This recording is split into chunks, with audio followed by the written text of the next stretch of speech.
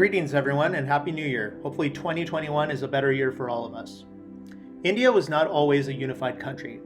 There are many different ethnic groups and kingdoms in India with distinct cultures. At some times in its long history, India was unified. The Mauryans were a dynasty that succeeded in unifying much of this vast subcontinent. This video will highlight the Mauryan Empire, Chandra Gupta Maurya, King Ashoka, Stupas, and Ashoka's Edicts. The Mauryans were a dynasty of strong rulers in India who created an empire through a series of wars.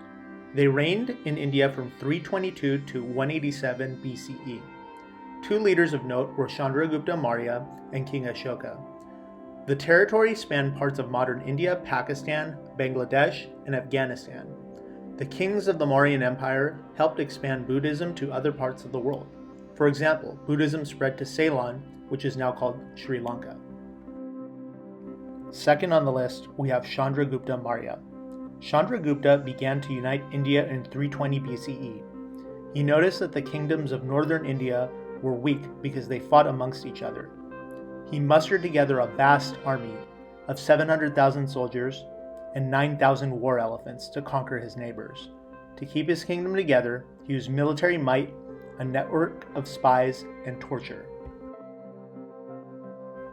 Third on the list, we have King Ashoka.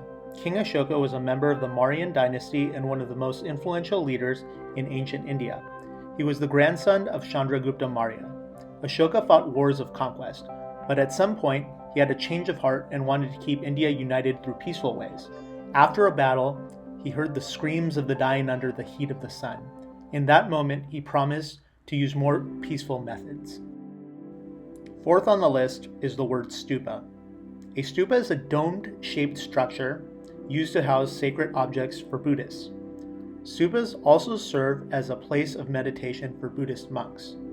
The great stupa of Sanchi was built during Ashoka's reign. The stupa spread through the Buddhist world from India, and each culture had a variation of how it was shaped.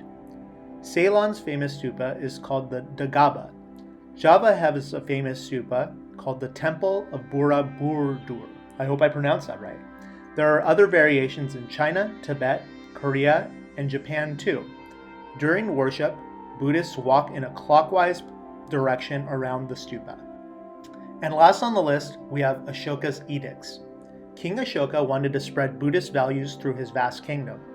One way he did this was to carve edicts onto places where the greatest number of people could see them.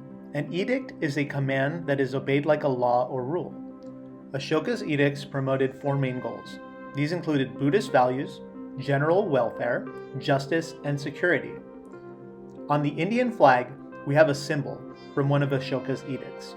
It is called the Ashoka Shankra, or the Wheel of the Law.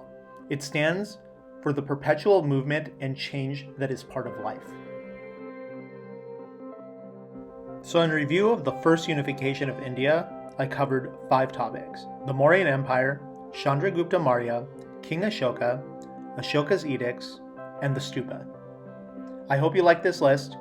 Please like and subscribe.